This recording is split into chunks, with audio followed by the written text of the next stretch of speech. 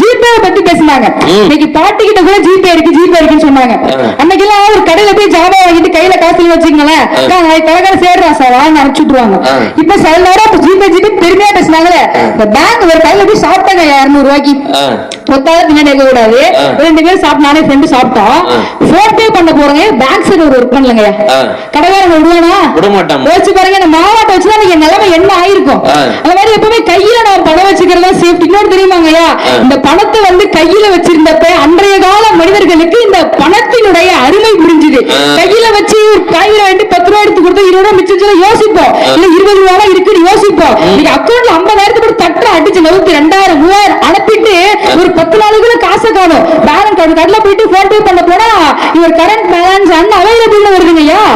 அப்ப அந்த மாதிரி கையில வச்சு செலவு பண்ணும் பொழுது இருந்த சிக்கனமும் அந்த பணத்தின் மீது இருந்த ஒரு பாதுகாப்பு உணர்வும் இன்னைக்கு போன் பேல போட்டு செலவு பண்றதால அந்த பணத்தினுடைய அருமை இன்றைய கால பிள்ளைகளுக்கும் ஜிபேல பயன்படுத்துறவங்களுக்கும் தெரியாம போயிடுச்சு.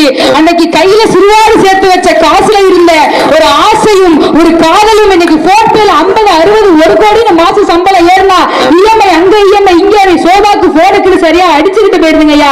அதனாலதான் நாங்க சொல்றோம், இந்த சமூக வலைதளங்கள் என்னைக்குமே சாபம் தான் சொல்லிட்டு